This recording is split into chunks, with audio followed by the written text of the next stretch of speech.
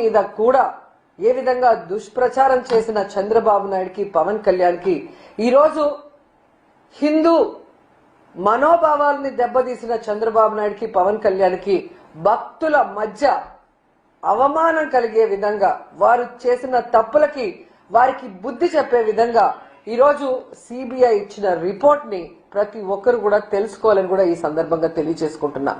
ఎందుకంటే తిరుమల లడ్డు ఇష్యూ చాలా sensitive issue.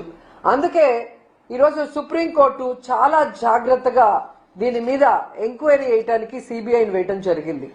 ఆ సిబిఐ మీరు చూస్తే కేంద్ర ప్రభుత్వానికి చెందిన జాతీయ పరిశోధన డైరీ సంస్థ ఏదైతే national dairy research institute Haryana ICAR దానికి మన తిరుమల సంబంధించిన ఈ నెయ్యికి సంబంధించిన ట్యాంకర్ల నుంచి నమూనాలు ఇవ్వటం జరిగింది. వీటిని మీరు చూస్తే 6వ తేదీ 7వ నెల 2024 అలాగే 12వ తేదీ 7వ నెల 2024 వేర్వేరు డేట్స్ లో వేర్వేరు ట్యాంకర్ల నుంచి వేర్వేరు నమూనాల్ని కలెక్ట్ చేసి ఈ జాతీయ పరిశోధన సంస్థ ఏదైతే డైరీకి సంబంధించిందో దానికి పంపడం జరిగింది. ఇది ఎవరో బయట నుంచి తీసిన నమూనాలు కాదు, సీల్ చేసిన వాటిని చెడగొట్టే అవకాశం కూడా లేదు. ఎందుకంటే ఇది అధికారికంగా తీసిన నమూనాలు. ఇవి ఫ్యాక్టరీ నుంచి తీసినవో లేదా రవాణా జరుగుతున్నప్పుడు తీసినవో కాదు. ఏదైతే తిరుమలలోని టీటీడీ గోడౌన్ ఉంటుందో లడ్డూకి ఉపయోగించడానికి సిద్ధంగా ఉన్న ఆ గోడౌన్ లో నుంచి మరి ఈ నెయ్యి నమూనాల్ని స్వీకరించడం జరిగింది.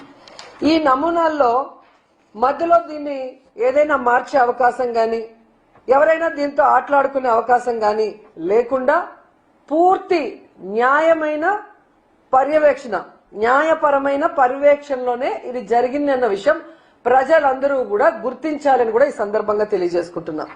అండ్ దీంట్లో పంది కొవ్వు ఉందా, జంతు కొవ్వు ఉందా, లేదా ఫిష్ ఆయిల్ ఏదైనా ఉందా అని టెస్ట్ చేయడానికి పంపించడం జరిగింది. ఇది సాధారణమైన నాణ్యత పరీక్ష కాదు. ఇది అందరూ తెలుసుకోవాల్సిన విషయం. ఎందుకంటే ఈ NDRI అనే నివేదిక ఇచ్చినారే వాళ్ళు దేశవ్యాప్తంగా ఈ డైరీకి సంబంధించిన వాటిలో ఎక్స్పర్ట్స్ వాటిని పరిశీలించడంలో గాని వాటిలో ఏదైనా అవకతవకలు జరిగితే వెంటనే చెప్పేదానికి అది ఉండటం కాబట్టి ఈ రోజు జగన్మోహన్ రెడ్డి గారి నిజంగా ఏదో అంటారు కదా, దేవుడు జగన్మోహన్ రెడ్డి గారికి ఈ రోజు ఈ రిపోర్ట్ ద్వారా ఒక ఊరటనిచ్చింది. ఎందుకంటే మీరు అందరూ చూశారు, సుప్రీంకోర్టు మొటిక్కాయలు వేసినా లేదా దాంట్లో ఏం జరగలేదని ఎంతమంది చెప్పినా ఎలా ఫ్లెక్సీలు వేసి తెలుగుదేశం పార్టీ జనసేన వాళ్ళు జగన్మోహన్ రెడ్డి పరువు తీయటానికి ఇంకా స్టిల్ ఈ రోజుకి కూడా దుష్ప్రచారం చేస్తూ ఉన్నారు అంటే వీళ్ళు ఎంత దిగజారిపోయారు. రాజకీయ లబ్ధి కోసం దేవుడి పరువును తీయటానికి తిరుమల పవిత్రమైన లడ్డు పరువు తీయటానికి కూడా వెనుకాడకపోవటం అనేది మనం గమనించాలి. ఇలాంటి వాళ్ళని మోడీ గారు అలాగే రాష్ట్రపతి ముర్ము గారు ఖచ్చితంగా శిక్షించాలి. వీళ్ళ మీద కేసులు ఫైల్ చేయాలి. ఎందుకంటే ఈరోజు మీరు చూస్తే భగవంతుడి మీదే తప్పుడు ప్రచారం చేసే ధైర్యం చేశారు అంటే వీళ్ళు ఎంతకైనా తెగిస్తారన్న విషయాన్ని వాళ్ళు గుర్తించాలని కూడా ఈ సందర్భంగా తెలియజేసుకుంటున్నా. ఎందుకంటే మన ఇంట్లో మన బిడ్డలు తప్పు చేస్తే ఒక అమ్మాయో అబ్బాయో చంద్రబాబు నాయుడు గారు పవన్ కళ్యాణ్ ఇలా బయట పెడతారా? నిజంగా ఆ తప్పు జరిగిందా లేదా? తప్పు జరుగుంటే ఆ తప్పు చేసిన వాళ్ళు ఎవరో తెలుసుకొని వారి మీద అప్పుడు చర్యలు చేపట్టాలి. తప్పు చేయకుంటే దాన్ని అంతటితో వదలాలి. అలా కాకుండా దేవుడి గౌరవమే కదా మనకేం పోయింది అని చెప్పి ఏ విధంగా అబద్ధపు పబ్లిసిటీలు చేశారు. దీంట్లో జంతు కొవ్వు కలిసిందని ఫిష్ ఆయిల్ కలిసిందని చంద్రబాబు నాయుడు చెప్తే ఇక పవన్ కళ్యాణ్ ప్యాకేజీ అందగానే ఊగిపోతూ దీంట్లో పంది కొవ్వు కలిసింది, బీఫ్ కలిసింది, అది కలిసింది అని నోటికి అద్దు అదుపు లేకుండా మాట్లాడిన విషయాలు విజువల్స్ మీ అందరికీ గుర్తొచ్చుంటాయి. నిజంగా అందరూ గుర్తించాలి. వీళ్ళు సనాతన ధర్మం అనే ముసుగులో ప్యాకేజీల కోసం చంద్రబాబు నాయుడు ఆడించినట్లు ఆడే రాజకీయ డ్రామా ఆర్టిస్టులు అనేది అందరూ తెలుసుకోవాలి. ఎందుకంటే ఈ పవన్ కళ్యాణ్ సనాతన ధర్మం ఆచరించేవాడైతే సనాతన ధర్మంలో ఆచరించాల్సిన ఏది కూడా ఈయన ఇంతవరకు ఆచరించలేదన్న విషయం పబ్లిక్ అందరూ కూడా తెలుసుకున్నారు.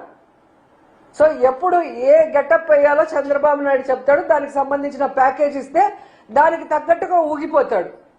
తిరుమల లడ్డూలో జంతు కొవ్వు కలిసిందని చంద్రబాబు నాయుడు ఒక అబద్ధం చెప్తే విజయవాడలో షూటింగ్ లో ఉన్న పవన్ కళ్యాణ్ కి తిరుపతికి వచ్చేదానికి టైం లేదు కాబట్టి ప్రాయశ్చిత్తం కోసం అంటూ ఏ విధంగా దుర్గమ్మ టెంపుల్ స్టెప్స్ ని పైనుంచి కిందకి గడుపుకుంటూ వచ్చినాడు.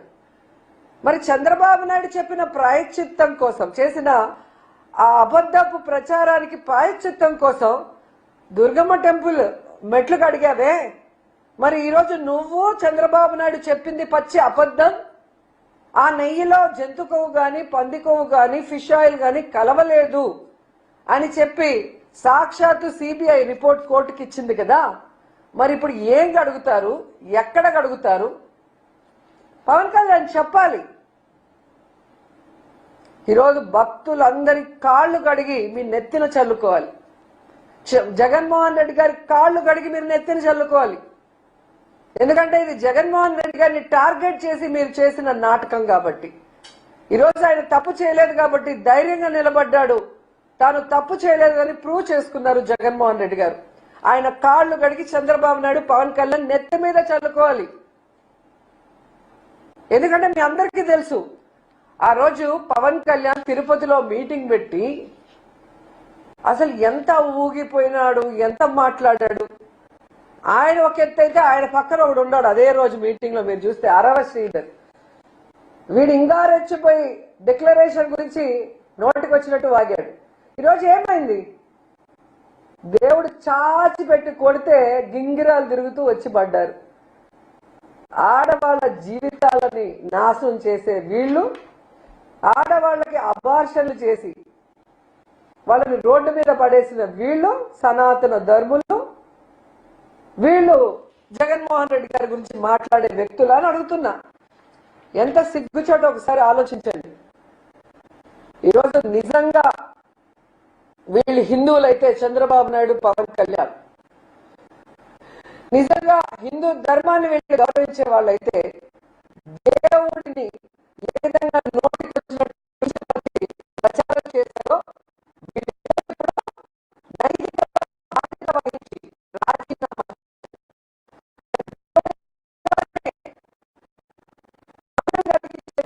వీళ్ళే కాకుండా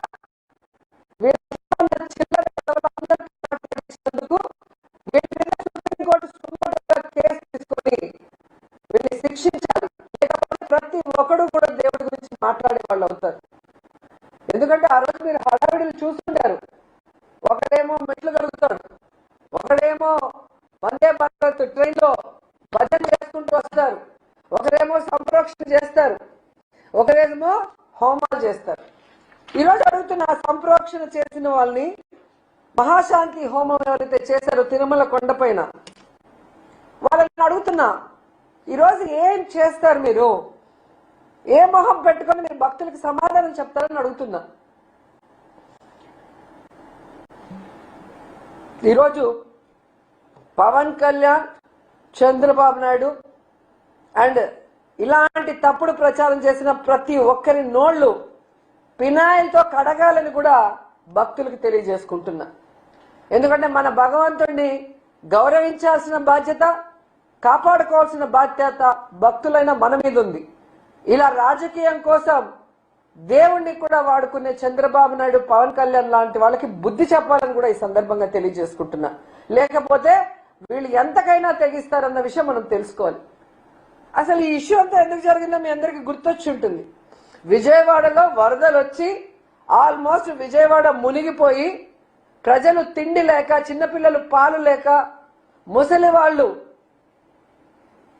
ఆ నీళ్ళల్లో మునిగిపోయి ఊపిరాడక అందరూ ఏడుస్తూ గగ్గోలు పెడుతుంటే దాన్ని డైవర్ట్ చేయడం కోసం చంద్రబాబు నాయుడు, పవన్ కళ్యాణ్ ఆడిన నాటకం ఈ లడ్డూలో కల్తీ జరిగింది, జంతు కొవ్వు పంది కొవ్వు కలిసిందన్న అబద్ధం అన్న విషయం మళ్ళీ ఒకసారి ఆంధ్రప్రదేశ్ ప్రజలు తెలుసుకోవాలి. ఎందుకంటే టూరిస్టులు లాగా అప్పుడప్పుడు ఆంధ్రప్రదేశ్కి వచ్చి హైదరాబాద్కు పారిపోయే వీళ్ళు